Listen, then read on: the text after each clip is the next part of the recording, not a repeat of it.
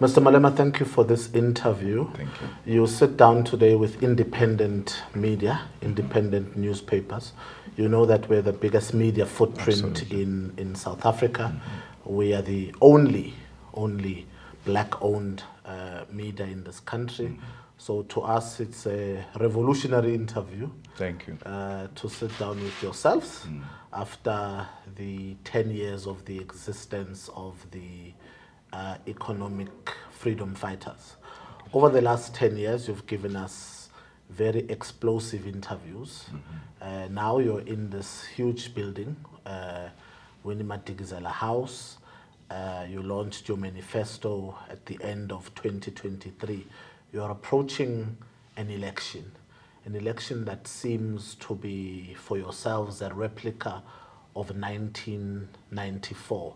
If you have two things you want to achieve in the 2024 elections, what are those things?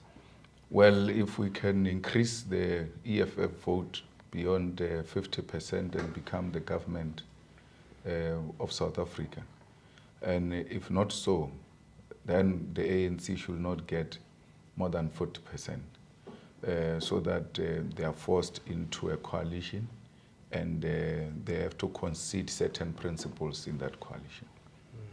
Who do you think you would work with should the ANC go under 50?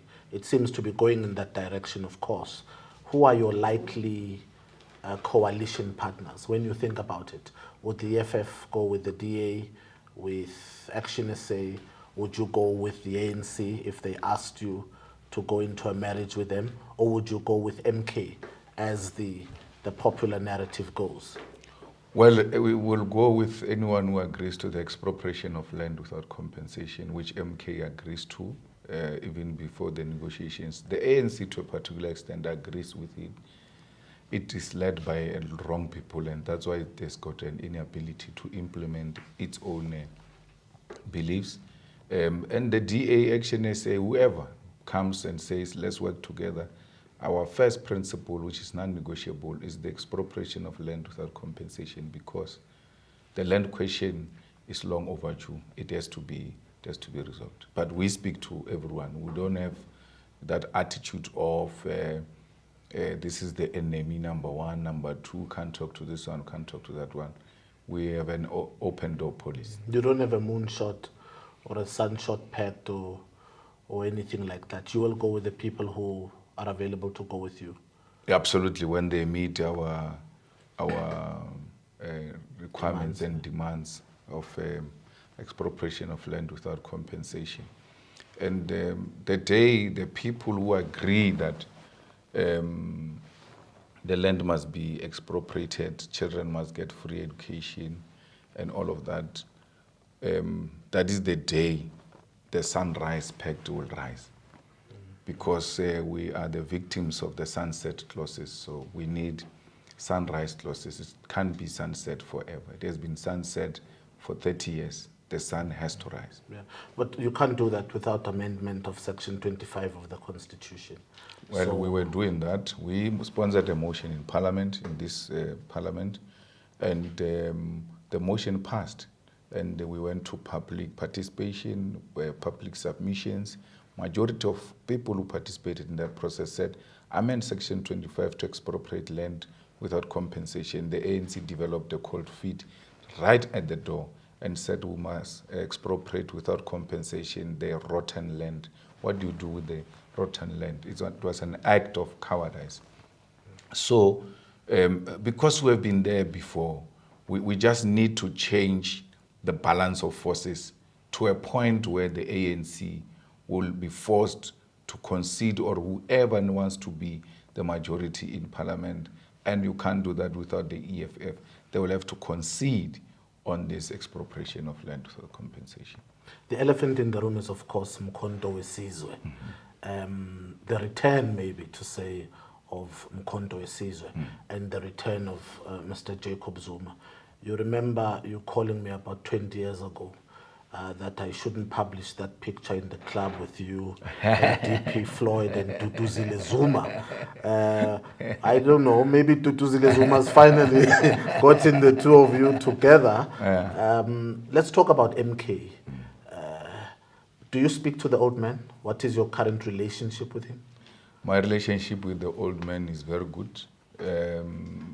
I spoke to the old man. He launched that thing on the 16th of December.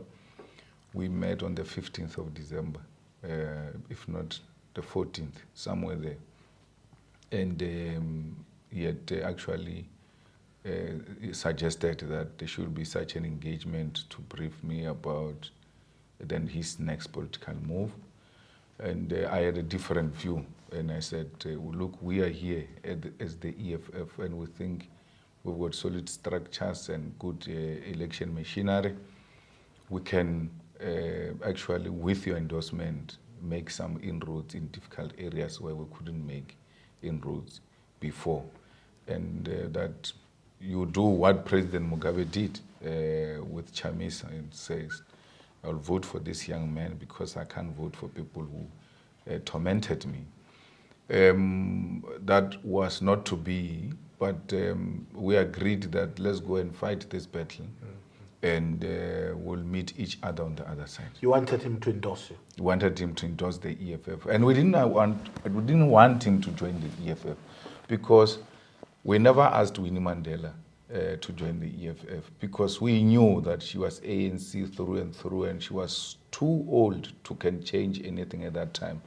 And we ran a risk of getting her to join, and after she joins, she says, Viva ANC in a meeting of the EFF, because that's what she knows all her life. So you're like, let's keep her there, but she's no longer there. She's just respecting those she struggled with, and most of them have departed. The same thing with President Zuma. You can't say to Zuma, leave the ANC and join the EFF. And that's why even when he went to the MKP, he said, I remain a member of the ANC, and I'm going to campaign for MKP. And I find President Mbeki's comments to be very inconsistent. Because for some reason, President Mbeki thinks we didn't know that he was behind the formation of COPE. And for some reason, President Mbeki forgets that he's the one who was saying he will not campaign for the ANC, that he's actually the one who started that kind of language, that he has to be convinced why he must vote for the ANC. He'll vote with his conscience. He'll vote with his conscience, and that at some point he was saying his vote is a secret. I think Malema also at some point said something like that his vote is a secret. And today they say, no, we ANC, we're pushing ANC. And you see that, the issue has not been the ANC. They were being factional in their approach. If anything, I think President Zuma is doing what he's doing because he learned it from President Mbeki. It's just that President Mbeki did not have the necessary courage like Zuma and then come out publicly. But everything else he did is exactly what President Zuma is doing, to endorse a particular party. Mbalula used to call him Dalai Lama of COPE. Yes. Yeah. But now, of course, he's sitting on the other side, Yes. lambasting Zuma, Yes. seeming to be, the Dalai Lama, the holy one there in the corner. On the 29th of May, South Africa has the opportunity to make its decision, right? Assume that many people, more than the EFF, vote for MK. What is your next demand on Zuma? Would you ask him or MK and the EFF to consolidate and make one party? Tell me about some of the conversations there. Well, there's no need for one party, as long as there is convergence of ideas, even if you come from different parties, because ours in South Africa is a multi-party democracy.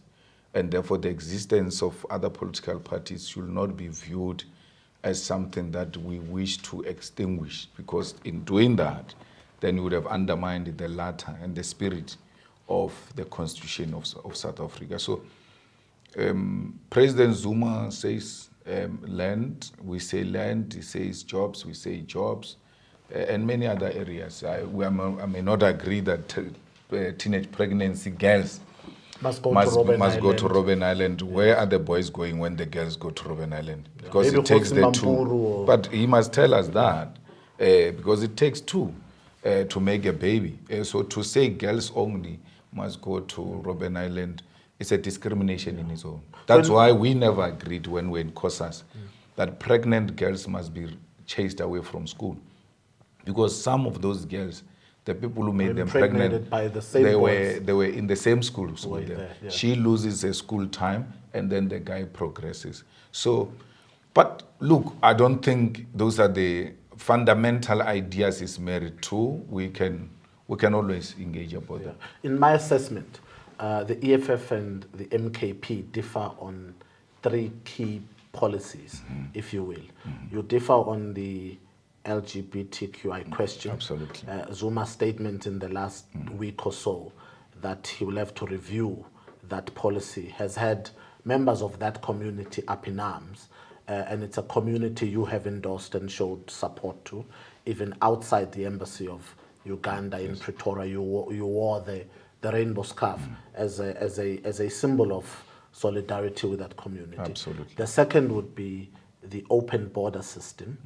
Perhaps to your lamentation, you've said foreigners who then find themselves out of the country must find creative ways to come back into South Africa. I don't know if you've had rethoughts about those sentiments. And then, of course, the final question would be such as the girls and the boys, as you say. Has the EFF reconsidered its approach on the open border system? No, let's start with the LGBTQ plus communities. What are the bases? On which ideological basis do you ground that argument? Is grounded on which ideology? Because there's no any other ideology which is progressive internationally that suggests as a progressive political party, maybe worse in the left, you should not allow LGBTQ plus.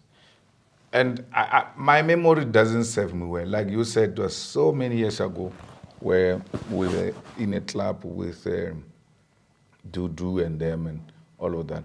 But if I'm not wrong, President Zuma has got a child who is part of the LGBTQ plus communities. I'm not sure, and I don't know how he navigates that point at home, because my son once confronted me and said, I hear the EFF doesn't want white people. I said, what do you mean? They said, no, you're going to chase everybody to the sea. I said, no, I can't do that. I mean, he said, no, I was worried because I've got white friends. So I will have to battle, if I want to chase white people out of South Africa, I will have to battle it first at home.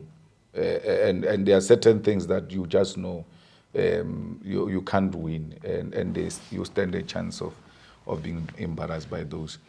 We are not far from President Zuma on the foreign policy. There's a talk here of illegal immigrants, and I think his emphasis is on that. But he is not the kind who can say Africans must not come into South Africa, because we are one continent, and he advocated for that himself. He stayed in Zimbabwe, he stayed in Swaziland, he stayed in Mozambique, he was in Lusaka and everywhere else, including Angola, if I'm not wrong. So he's the last person. If anything, he's the one who should be advocating for this, because he practically and personally benefited out of the hospitality of Africans. And there's no way, everybody understands the EFF argument. Do you know that Venda was a republic, Leboa was a republic, Uputatswana was a republic, and KwaZulu-Natal and all of that, including Seskans, yes. Bantustans. You needed a passport to go to Venda. We collapsed the borders in Venda that and said, no more, we are one thing, we are one South Africa, because we're always made to imagine us being different people, the same way they make us believe now. After the collapse of vendors, of the border, we never experienced the influx of vendors into Johannesburg. The people of Bembe are still there. You will find them. It's not an abandoned land because they saw greener pastures in Johannesburg. They said, we're no longer staying here, we're going to Johannesburg. What these people are saying is a swargevaar. It is threatening, intimidating South Africans that you are actually going to have more in your yard if these people are going to come here, which is practically impossible. Why would the people of Mozambique leave Mozambique? Because they are doing relatively well. Why would the people of Swaziland? And you know what is even worse is that the Swaziland people would have left without Malema, because there's nothing there, nothing fiscal that can prevent them. The same thing with Lesotho. The people of Lesotho, it's Friday today. Tomorrow, if you go at the border of Lesotho and South Africa, there's no fence. They come drink this side during the day, at night go back. There are others in Lesotho who are now receiving SASA. Yeah, in South Africa. I lived in Botswana many years. Yes. You'd go to a funeral in South Africa. Yeah. You know, the funeral would be here, but you'd be eating in the Botswana side. Yes. You just cross. Yes. Khomo is in the side of Botswana. The borders don't seem to exist. Yes. But are you not advocating for illegality with that statement? They must find creative ways to come into South Africa. What are creative ways? Crossing the river? Surely there must be a type of border, not a colonial system, but a type of referendum to say, do you have the necessary papers for the instances of planning? Because the women will be here, they need to take the kids to hospital, for schools, you know, for urban planning and development. There needs to be a quantity of how many people require medication in Joburg. If government doesn't have that plan, it's going to be a disaster. Do you regret those comments? No. Why don't you require documents to go to KwaZulu-Natal and you're coming from here and you have nothing there in KwaZulu-Natal, and then you are going to collapse and get sick in KwaZulu-Natal and affect their budget? Why is that not a requirement? What is different between you and these people who are there? Why can't we develop a policy that says, if we're to treat a Lesotho a citizen in South Africa, or Swaziland or Nigeria, once confirmed that this is a citizen of this particular country, these are the credentials, we treat this person and then we invoice their country. Why should we have a hospital and then be worried that sick people are going to be sick and then influx our hospital? Don't be worried about influx. You must be worried with healing people so that you save humanity. And the only way you can heal people is when you've got your own planning, but you know that in case other people come from outside, you always provide an invoice to those countries that they come from. That has been African planning, by the way. Those things you are saying is Eurocentric planning. You are talking about a funeral and a cow.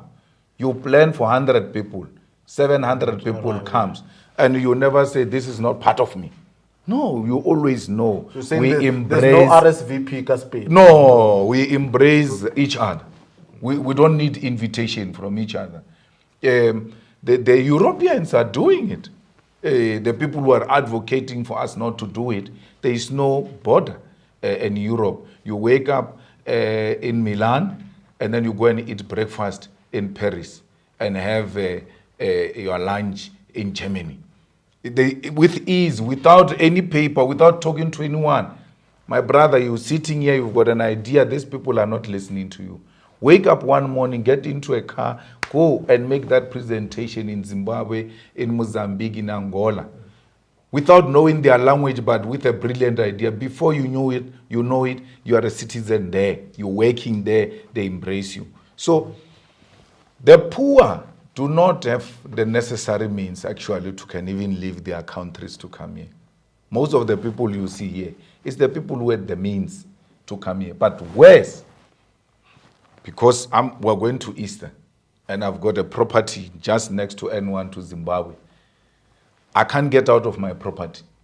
with these people going back home. These are the people who you say they influx to our country. They are not here to stay. They are here to make the means, and they go back to their homes. They are never here to stay. They are never here to occupy your land. They are never here to take away from One you. argument says, when the Malawans and the Zimbabweans go back home, who is going to work here? Because there will be no staffing in Gauteng, right? The restaurants, the hotels are all foreign HR. Those are the foreign hands that we use. The counter argument is that it will be empty because these people come and work. Many of them do work that South Africans don't necessarily want to do. Are you in line with that argument? That, No. that foreigners are not stealing jobs in South Africa? No. The argument that when they leave our restaurants won't have people and all of that is not entirely correct, because they are hired by restaurants with an intention to pay very minimum wages, and they don't want to spend on workers. So if they leave tomorrow and South Africans who are interested to go and work, they will go and work. The problem is going to be for the bosses, because South Africans are not going to accept a minimum wage. They will want wages that speak to their lifestyle, that speaks to their living conditions and qualifications. So bosses don't want to pay. The problem is not Zimbabweans. They don't hire themselves in the restaurants. They don't hire themselves in our houses. Most of these domestic workers are from Lesotho. It doesn't mean South Africans can't do that. But the South Africans are going to demand a certain amount of money, and people are reluctant to pay. I've got a restaurant, I've got a farm, I've got a butcher in a township. You will not find a single foreigner, because I've not, the skills I've been looking for, right? When I looked for those skills in South Africa, there was no way I couldn't find them. So I found those skills in South Africa, and therefore there was no need for me to go outside. If I had looked for a skill and I didn't find, there was absolutely nothing wrong with me to go outside and get the people with the skill to come and work here in South Africa. What does Silo Malema look like at the age of 50? You're in 50. early 40s now. I mean, 43. When you imagine Silo Malema at 50, is he in his second term of presidency? Is he the leader of SA government? Is he the chair of the AU? Or is he still a freedom fighter? Generally in the streets of South Africa, he's the man in red. We saw the Beyonce when you erupted on that stage at FNB. Yeah. You know, Yeah. my partner said to me, she says, look, he's going to go up. Yeah. He's going to go up. And I said, he won't. And then you erupted there on the She was so smart. the Yeah. hydraulic elevator. He says she watches a lot of Beyonce. So she says, he's going to go up now. So who's Julius at 50? Well, I'll still be a member of the EFF in good standing. The EFF will still be there. Whether I will still be the president of the EFF or not, that will be the decision of the conferences of the EFF, elective conference of the EFF. And at 50, I'll still be playing a role, whether in parliament or in government. But I don't see myself going at 50. I'll still be the younger version and look much younger than now, Tambo. So there's absolutely no issue there. And I've got a very relatively young wife. I've got a relatively young boys. No, young boys. I mean, one is 6, the other one is 7, and the oldest is doing matric now.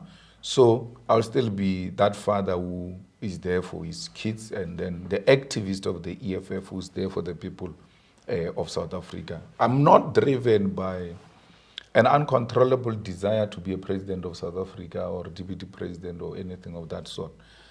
I will always serve, and I will always be an activist, even when I go on retirement. If it was for me at 55, and everybody's opposed to that, including my wife, retirement would not mean I can't make a contribution to the discourse and issues that are affecting our people. Beyond 55 years, I see myself playing a much, much more bigger role in the continent because there's no, high-profile person who's still advocating for Pan-Africanism and African Renaissance and the unity of our continent. And our people are receiving it so well.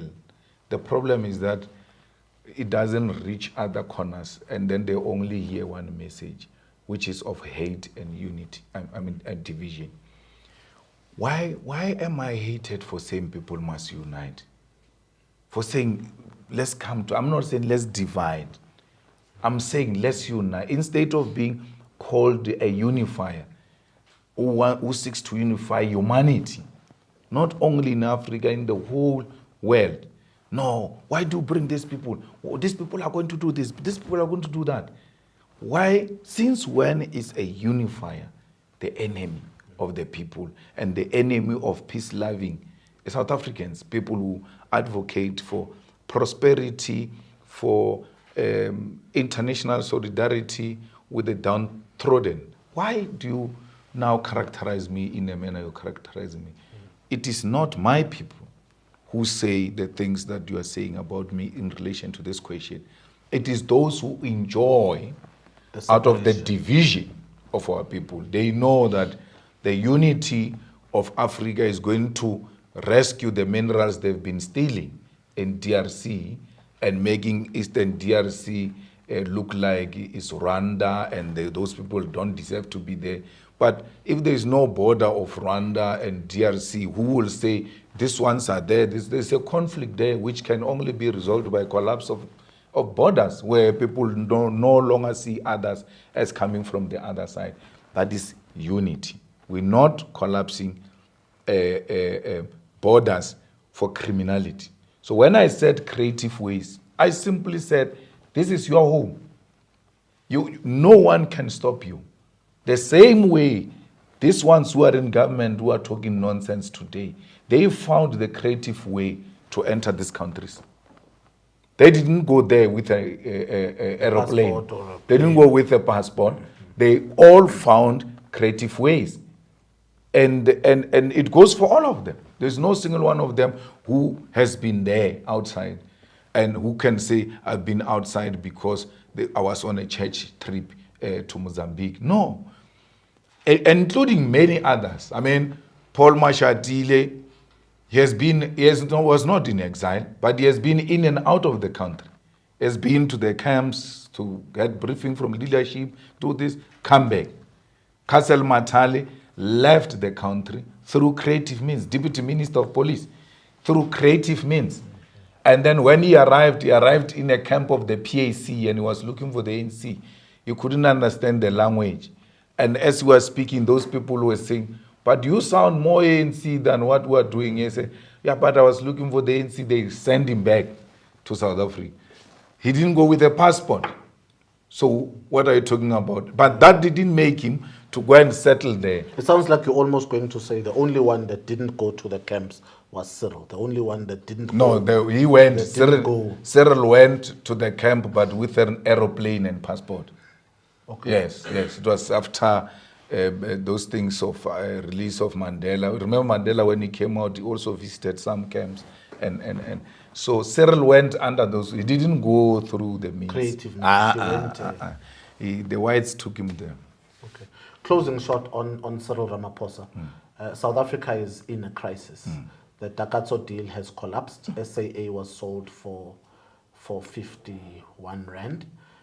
By the gentleman you told me years ago was spying on you. Remember, we were sitting in Cape Town. You told me when Unalingwanyana in the hotel, Bravin used to put listening devices and listen. Hey, Musimano, better 1 round, 45 minutes.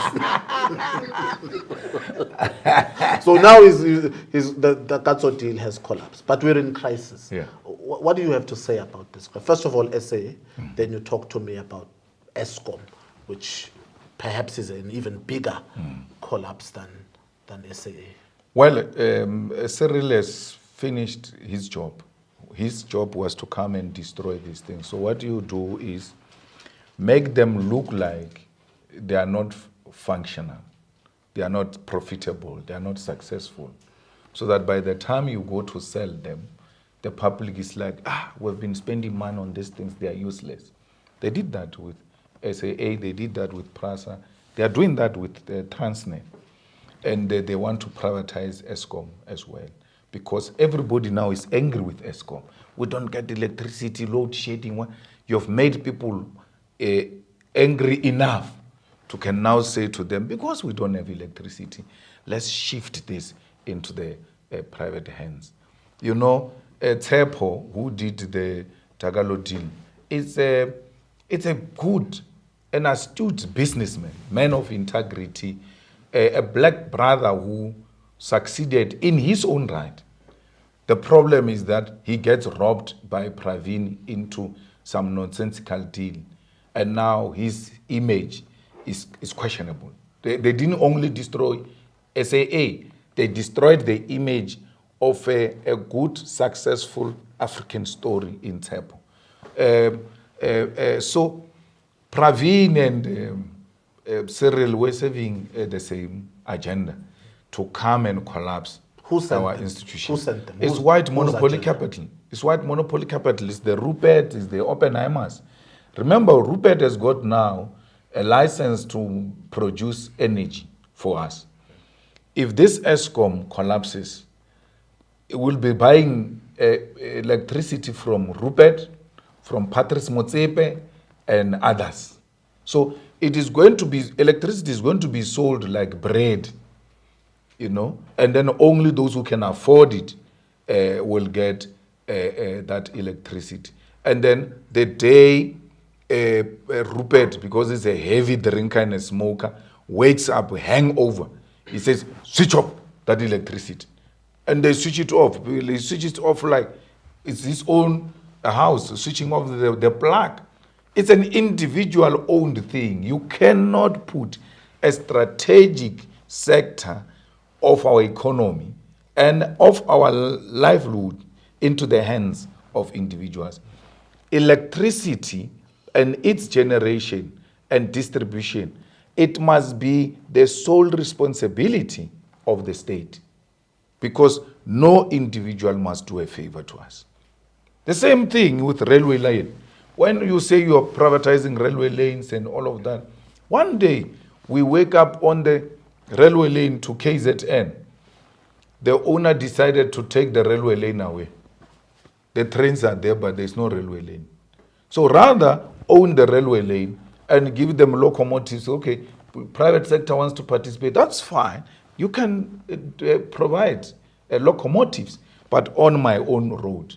The same thing with the roads. We build huge, big, beautiful roads through public partnership with the private sector. We can even toll them. We don't believe in this thing of free everything. We can even toll them, not e-tolls, proper tolling of roads.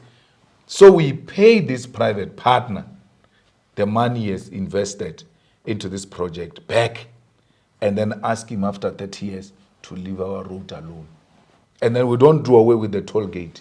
The toll gate now goes into the fiscus. Okay. Parting shot, you said many years ago, Pravin almost destroyed your life. Well, Pravin has always had a problem with me. You know, when we came from Polokwane, we went on to lead the Youth League and the ANC. We were being followed by Pravin's established rock unit at SARS. And one of the boys who was part of the rock unit, he was young, highly trained boy from the special task forces in the army and all of that, came to join that unit. He realizes when we're in Durban that the people he's spying on are the people that he loves and supports. And his conscience wouldn't allow him. And when he went back to say, but this is the leadership, we cannot do this and that, they said, no, you must be removed from the post. So he brought me everything that they were doing. I took that fine because I was too young and naive to SARS. I gave it to Pillay and Mahashula. Then we had a meeting, me, Pillay, and Mahashula. We finished. When we finished, they said, no, there is someone who wants to see you. But it will be a brief thing, don't worry. I said, no, no problem.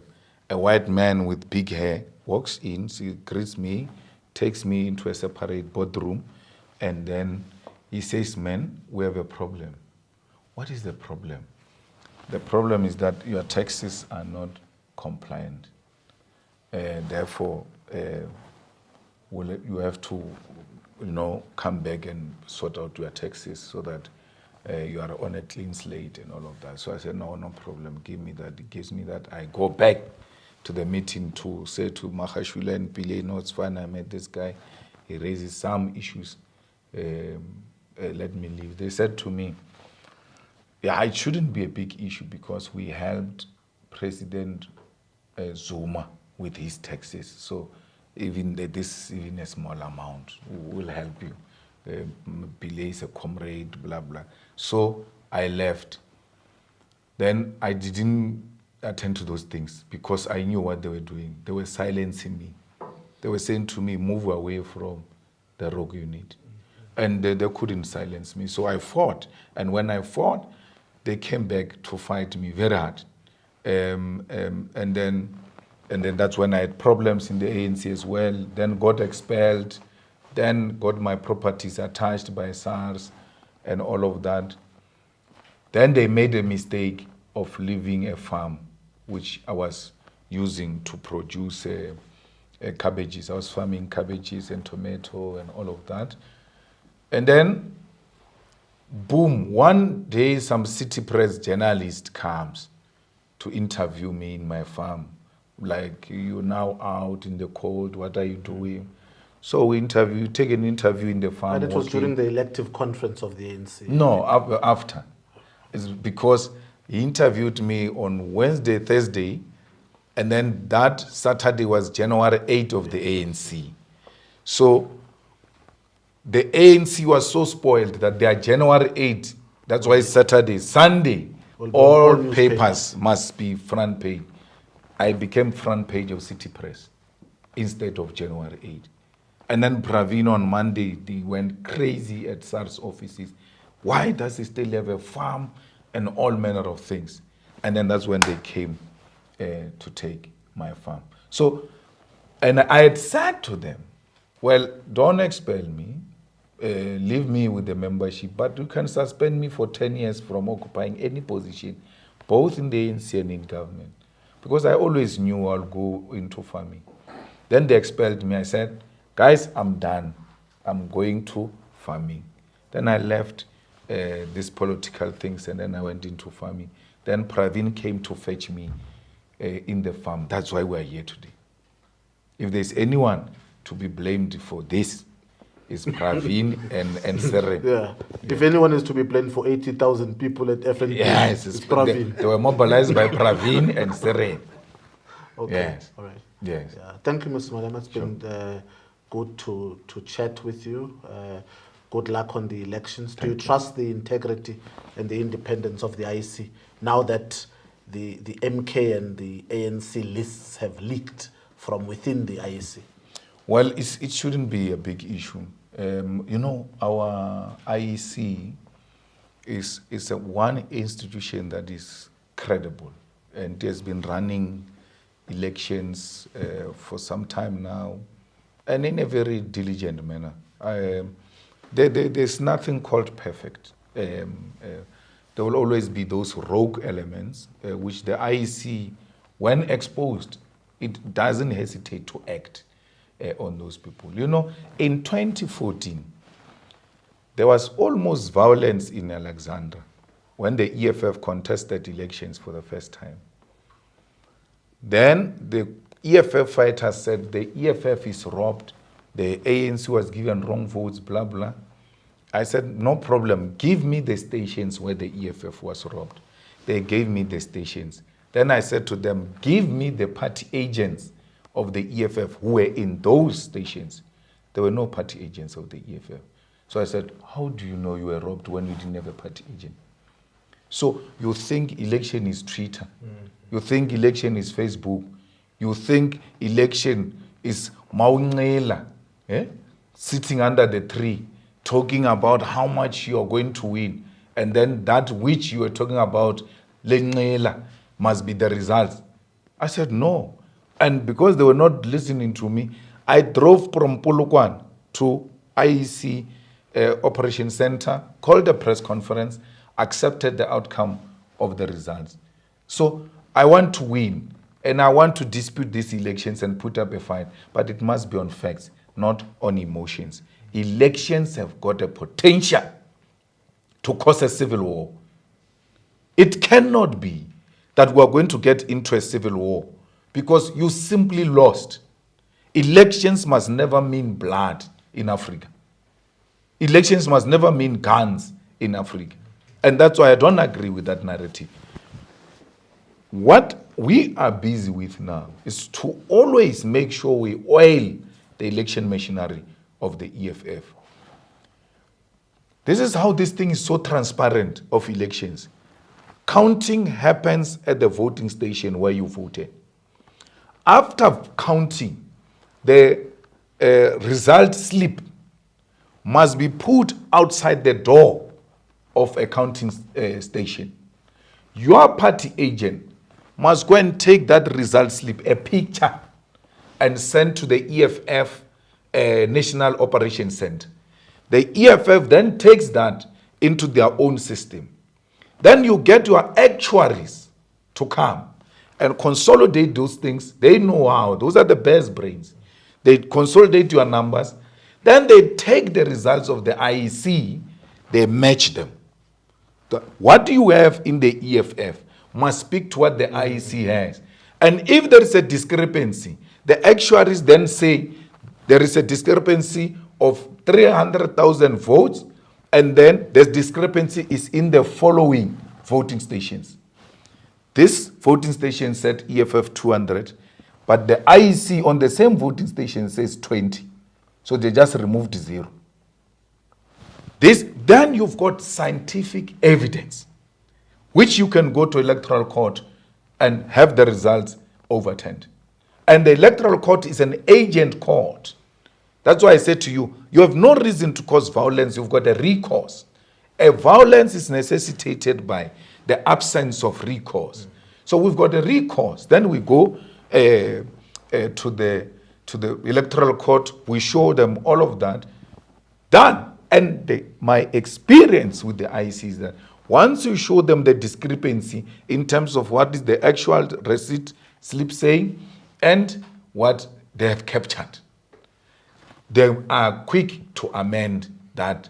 They go check everyone. They're like, no, the actual one is this one, not this one. They change it. So I'm not going to join. I'm very, very vigilant with the IEC. I always fight with them about SATU people who occupy political offices and then still become presiding officers when they heard that SATU said all teachers must go and vote for the ANC. So their response was simple, which is what our members must do. We are going to publish a list of presiding officers. You have a duty to object. Again, no emotions, no Twitter, trending, no facts. When you say they are SATU people, who are these people? Where are they found? Why? And we find a SATU chairperson or secretary or treasurer. Once you find them there, you go look for them in the internet, in the Facebook, Twitter, Instagram, Google. You are going to find him making stupid statements. Internet doesn't forget. Now, because he wants to be a IEC presiding officer to push a narrative of stealing votes, he says, no, I'm neutral, I'm not. You just simply go into the internet. You're going to find the bastard. Then you say, Bambalomut. This one must be arrested and removed from a voting station. So I'm very vigilant. I've put as required by the Constitution, party agents everywhere. And the good thing with this receipt slip thing, is that if you've got actuaries, you've got an operation center where these things get captured and then reconciliation can be made quickly. But there is this voting station, you don't have a party agent and you don't know the results. You are able to call the voting station next to that one and say, drive to that voting station. Outside the door, you are going to find the result slip. Take it a picture and send it to us. The result slip comes with the VD number of that voting station. Take it a picture. So with us having presence all over South Africa, it becomes easy to get all the voting stations results, reconcile them, and then wait for the IEC. Once the IEC releases, we reconcile and we say, no, this is wrong. And it doesn't mean burning down of IEC offices, even when we find evidence of wrongdoing. It means we now go to a neutral court because our judiciary is very, very independent. The problem is this man who's the Chief Justice. Raymond Zondo. Yeah, that guy, when he leaves that thing, he must be arrested. He must be properly and thoroughly investigated for having engaged in actions that almost compromised and collapsed our judiciary. But I know what judiciary can do for democracy. It has worked for me. When Pravin was coming for me, it is the courts were asking questions. But why? But sequestrate him, take him out of parliament. Now they've taken my farmer back. I'm in parliament. Still, take him out of parliament, sequestrate him. The judge says, why do you want to sequestrate him? We must go and recover the money that he owes us. The judge says, but the Sequestration Act is much more weaker than the SARS Act, which has got more powers and the capacity to can unearth more than what you are going to get through the Sequestration Act. Therefore, I agree with this argument that you are using your power to take him out of parliament. You are not looking for money. I know what the judiciary can do until Zondo came. And I'm happy I didn't vote for Zondo. I'm happy Zondo got 2 votes out of men and women. For sure it's his vote and Lamola or something, I don't know. But 2 votes. And still Cyril went to appoint him. Where have you ever had a head of a judiciary? And these legal bodies and these lawyers don't report him to Judicial Service Commission, because if we NGOs do, are quiet. the NGOs, they are quiet, they don't report him there. Where have you ever had a judge saying, yo, it was good for Cyril Ramaphosa to be elected the president of the ANC, not country, ANC. A judge is commenting on internal political matters of the ANC. He's a branch, he's a member. When he says it was good for Cyril to be elected president of the country, blah, that's fine. It's the 2 arms of the state showing each other respect and reaffirming each other and building confidence. But party politics, by that alone, when Mogoeng was made to publicly apologize for his comment about on an international matter, or a foreign politics matter, on Israel, and his personal views on Israel, he was made by the JSC to withdraw or apologize, otherwise there were serious consequences. He did exactly that, even though it was against his beliefs. That is the power of the Jews. Here is a man at the highest office who says, yo, the ANC has elected a very good president. He says our organization, in a way, why must I be concerned? Even me, I'm not concerned who the ANC elect. It's none of my business. Where's a judge giving a political opinion? So, what rescued us from this judiciary from being collapsed is because his term is coming to an end and we can't wait for him to go. But we must not leave him. We must follow him, this guy. We must follow him for having brought judiciary into disrepute. And this is the guy who deserves to be impeached by Parliament. So we in the judiciary, we still have elements of whites who are anti-black. Transformation. And anything black owned, especially in the private sector, they will kill it. But it's not all of them. It's here and there and all of, and we know them, some of us. When they come to interviews at the JSC, we always are not hesitant to put it to them. Are you a racist? Do you think this judgment, what language is this? What are you using? So I said to you, remember when we started, there is nothing called perfect.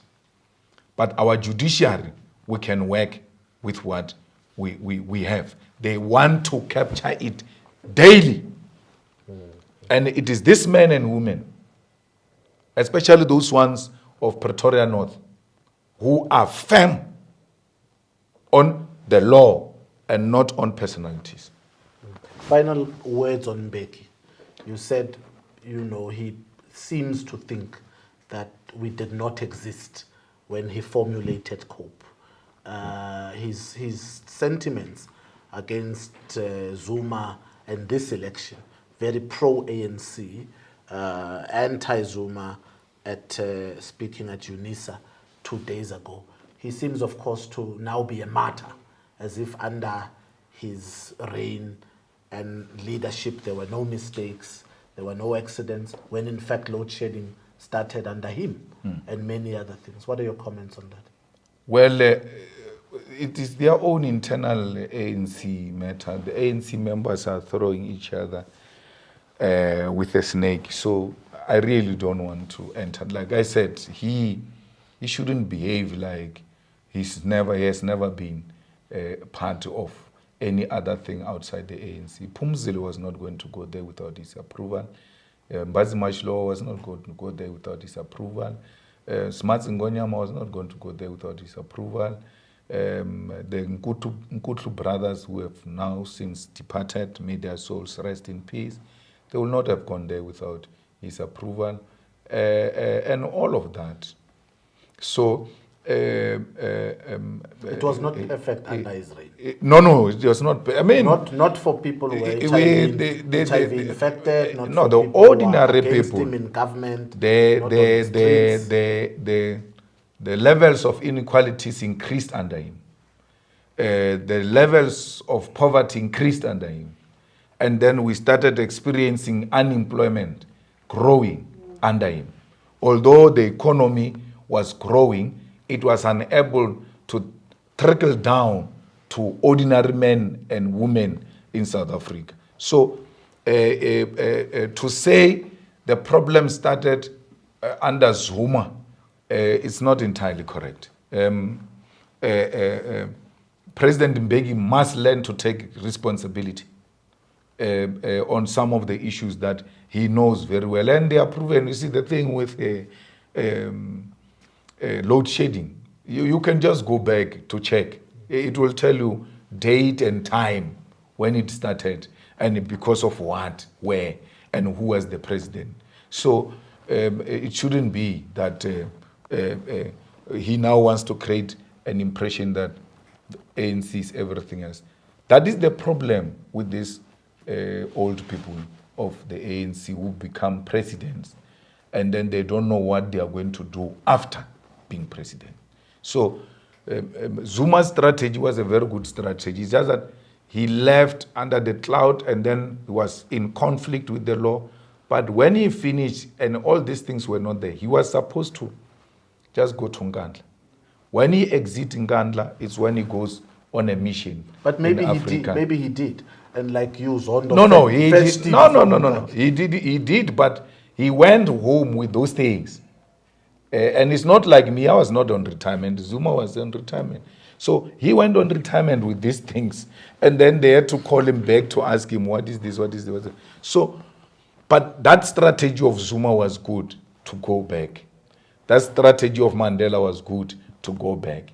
This strategy of staying in Kilani and seeing headlines every day on the polls, the temptation to want to rule from the grave will always be there. It's not good for former presidents to be addressing each other in the manner they are doing. President Mbeki, highly respected, very clued up on economics and African matters. The continent needs him there. He can easily avoid internal politics and go and facilitate peace in many other parts of the continent and go around giving lectures like he was doing at UNISA without necessarily interfering with internal matters. That is statesmanship. So for him to be partisan the way it is and saying he's going to campaign for the ANC and this is his ANC and all of that, as a statesman, we should all be going to him, irrespective of his political party, to seek his wisdom. Because now he becomes an elder of society. He's supposed to be an elder, not a player. So President Mbeki enters now the playing field. And when he enters the playing field, we're going to have to play against him. That's an invitation he's making. The elderly thing now stands aside. You come back into politics and you come back as active. He has never left politics. He will never leave politics. But not as an active player in the local politics. We need statesmanship. We need elders in the country, not only in the ANC. Like Mokhwe, when they said he was going to form a party, I was like, but he doesn't have to do anything of that sort. Musenek. Those are elderly people that if anything goes wrong now, they are going to rock up at anyone's door who's causing a problem. And they will receive the attention of such people. But if anything goes wrong, President Mbeki rocks up. We say, but you took side. You can't come now and want to tell us what to do because you took side. We must all find comfort in him and not see him as a factional role player in the current dynamics, not only internally in the ANC, but also in the build-up to elections. It means he's going to say things that we're going to have to respond to him, and we won't hesitate to do that. Some members of the EFF on social media refer to Chief Justice Raymond Zondo as Barry White, and then some of them call him Comrade Zondo. They say, Amara Comrade. Yeah, he's a comrade. He's a comrade. He's an ANC comrade, full. Only ANC members will celebrate an election of their member, of their president. It's not our business when we are not members of the ANC or supporters of the ANC. In the JSC, we always say it's not correct for judges to show their political affiliations, although judges are voters. There is a judge who came, and it's Moshabi, I forgot, Raulinga, who said, yeah, I vote for the ANC. And Chief Justice Mokhwe was, they said, no, you can't say that. It doesn't matter who you vote for, but you're not going to come here as a judge and use that platform to say the things you are saying. Don't you think you have to withdraw and apologize? He withdrew that. And it was not me, it was the Chief Justice said, no, but you can't. You can be ANC, I mean, judges are voting. But you cannot put it the way you're putting it. It was reckless. And he was told during the interview, this EFF people must find it, of Judge Raulinga, where he was called to order, saying he's voting for the ANC. Go and put this thing on the wires. Because people, when we speak, they just say, we're talking nonsense. He was called to order there and there. Why is Zondo not being called to order for celebrating internal political victories of a certain faction? Should be taken to task. Okay. Thank you, Mokone. Thank you. Thanks for your time. Thank you. How does your weekend look like? We are now going to the EFF Election Operations Center. We've established state-of-the-art Election Operations Center here in Johannesburg, in Auckland Park. I think at the right time, they will call the media to come and inspect it. And then tomorrow, I'm in Rustenburg for the Provincial Election Manifesto. And then Sunday, I'm in Metsimaholo, Sasolburg, for EFF Free State Election Manifesto launch. Okay. So there's no time in Hyde Park? No, the time in Hyde Park will always be there. Hyde Park, you mean where I stay? Yeah. They will, you know, you can be any busy politician, but never be busy for your wife and your children. Otherwise, you'll experience what Zuma is experiencing with Duduzane. You cannot have that kind of a relationship with your children. And the only way to have a good relationship with them is that under whatever circumstances, you have to make time available. And just say to them, my son is 17 years old now, doing matric. I still ask him, how was it at school? What have you done today? So he feels accountable. He feels this guy cares. And that's why in his 5 years in high school, I was never called to school that he has misbehaved about this or that, because he knows. They can't call he's gone to a school. No, How can they, when the red parades arrive? It's not true. It's not true.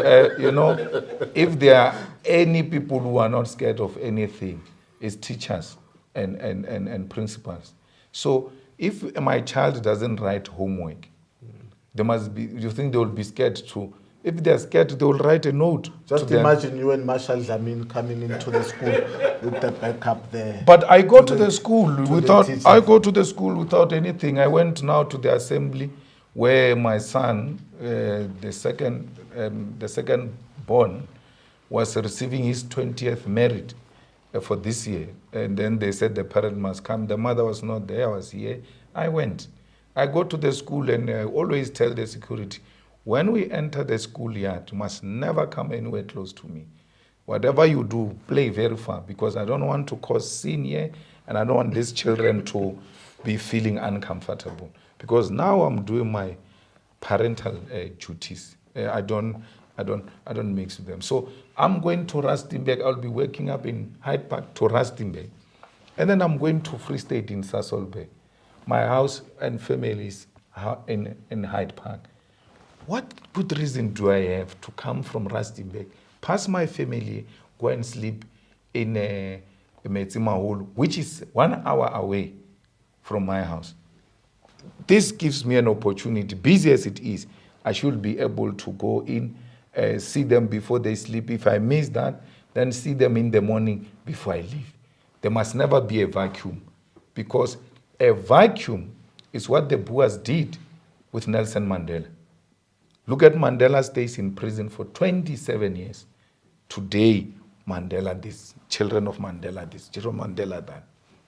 Today, the African family is dysfunctional because the Boers took the fathers to Johannesburg and left the women in Mahlabatini. And they only get to see their husbands after every 8 months or so if they are lucky. And the family unit becomes dysfunctional, society becomes dysfunctional. I'm a child of a single mother, and I don't know my father. And I always grew up without having my father, but I always knew there's something missing here. And I vowed to never be an absent father. Right. Thank you, colleagues. Thank you. Thank you, Mr.